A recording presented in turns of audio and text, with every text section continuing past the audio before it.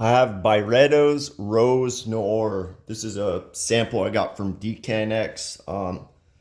They used to have really good deals. They still do compared to a lot of fragrance sites. I'm always skeptical about these decant sites. A lot of them, like, do they add alcohol, water them down, or use colognes, especially with Tom Ford fragrances, because there's so many accurate clones. So I don't like buying uh, for decants. I mean, this place seems somewhat legit to me. I can't really complain.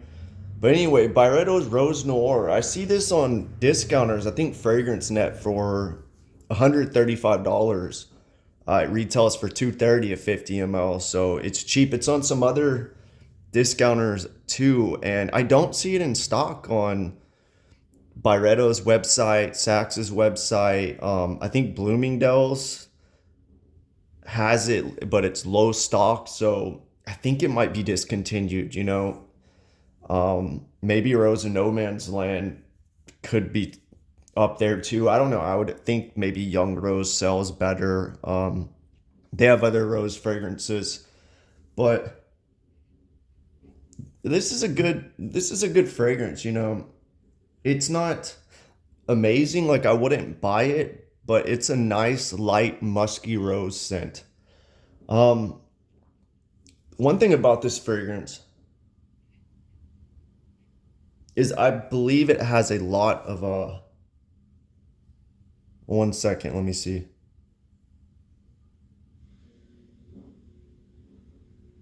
I believe it has a massive dose of ISOE super, just because just because I smell it, it kind of gives me that sensation and the vibe. And also, there was a period in my life for several months I kept spraying this. I couldn't smell anything.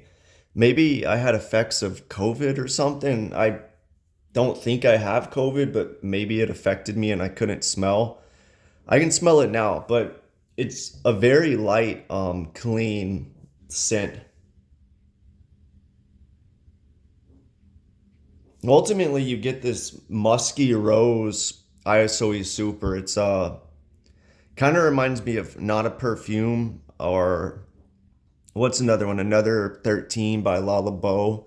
But think of like a little more muskiness and like a rose in there. It's very minimal, but the opening is different. I think that could scare a lot of people away. It kind of has this, how I describe it, like a green swampy vibe in a way. I think it's interesting, but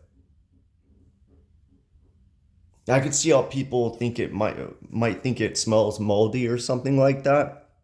But I think it's interesting, but I don't think this is going to be around for that much longer from Byredo, just because Young Rose is that ambroxany, mass appealing smell, and then you have you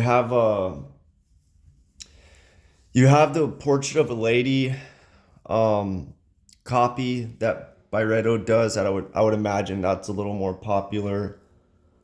Um, I think they have two from the X straights. Those X straights, or whatever they are, they're the more expensive Byredos, or ridiculously priced. I feel like they keep going up.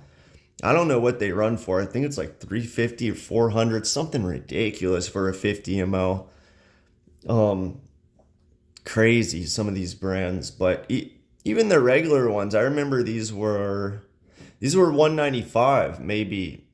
It feels like a few months ago, maybe it was a year, but no more. I feel like maybe 6 months ago they were 195, maybe it was a year, and then they jumped up to 225.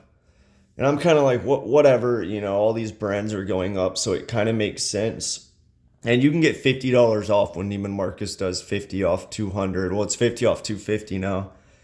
And I just checked the price. They went up five more bucks. They threw another five on top of that 225, slowly creeping up. So it's only a matter of time before Byredo's 250 next, and then 295. It's coming. Uh, at 195, when you can get Byredo's for 50 off, 145. I think the brand's worth it. I understand they're light and they have this certain aesthetic that they have this certain vibe that people that are really into niche might not like, but I wouldn't let whatever you smelled from Byredo discourage you from trying out other fragrances from the brand. I think Mumbai Noise is a great fragrance. It's this green Davana labdanum fragrance. I own that one and I really like it. I think what's some other good ones from the brand? Cellier. It's like a leather Santal 33. That one's really good. Uh, the new Desert Dawn. It's kind of like another Santal 33. I guess they got a lot like that. That one's pretty good. What else? Rose in No Man's Land's not bad. This isn't bad. This is light and minimal though. I like Balde Afrique. I think it's interesting. Gypsy Water's okay. It's not for me. I used to like Mojave Ghost a lot, but now I kind of get this synthetic shampoo vibe from it. Um, yeah, they have some other good ones. Their florals are okay, but yeah, this one, I mean, it's basically like a light musky rose with this slight swampiness to it. And that's what makes it interesting. I don't think it's worth the buy for the money. Even at, I mean, maybe at the 135 if you like it. I think I prefer Rose in No Man's Land over this, but I prefer this over Young Rose. It's it kind of has a Middle Eastern vibe. If you ever smelled Arabian Oud has one musky rose, and I thought that one was really good. It kind of has that vibe, just with these, just maybe slightly more minimal with that ISOE Super. I don't know who the perfumer is of this. I don't think Byredo lists them. If I had to guess, yeah, I don't know. I have no clue who the perfumer is of these fragrances, but I feel like they might have an in-house perfumer because they all share the same DNA. A lot of these Byredos have this, what I like to call sweet musk. It's like they take this modern clean approach, this musk, and then they just sweeten it up. Maybe it is a musk that's sweet. Diptyque does it, Zoologist does it. A lot of fragrances do it. It's something that I kind of get bored of, so I tend to stay away from a lot of these. But this one, let me see.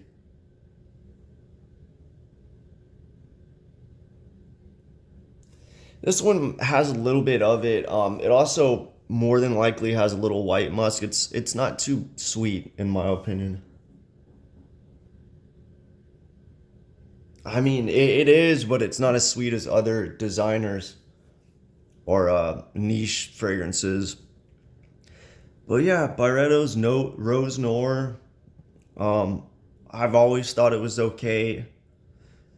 I thought about getting a bottle before. Ultimately, I never did. I just think there's so many rose fragrances out there. It's one of my favorite notes, but rose, I feel like it might be something I get tired of. You smell rose, rose, rose. It kind of dominates rose fragrances, and I could see myself getting bored of it, so I don't want to buy too many rose fragrances. There's so many good ones out there. I feel like something just like a musky rose might get boring, like this one to me, but it is minimal and clean if you like that smell. But yeah, I mean, I could go on and on about rose fragrances and how many are better. But yeah, if you like a clean, minimal, musky rose, where the rose isn't overly synthetic, but it's also not natural, it's just that clean rose. This is a good fragrance to try. Um, yeah, Byredo. It's a tough brand for me. There's I feel like with the brand, a lot of them kind of on a 1 to 10 scale, 5 being average, they kind of lean on that 7 star for me. Some of them, some of them hit that 8 star, and I feel like they're all somewhat good, but they're just not worth the buy. Similar to Diptyque, I would say Diptyque has more interesting fragrances. There's more variety in there. Where Byredo is more this light, musky, slightly sweet, clean vibe. Diptyque kind of has a more warmness and coziness to it, other than the slight shampoo vibe that Byredo has. So anyway, I don't want to compare Byredo and Diptyque, but yeah, I'm kind of rambling on here because there's not much to say about this fragrance, and I'm probably not going to be doing too many Byredo reviews. But just to reiterate, it's a light, clean, slight shampoo, rose, ISOE super, little bit of white musk, little bit of ambroxan probably, but it's not too much.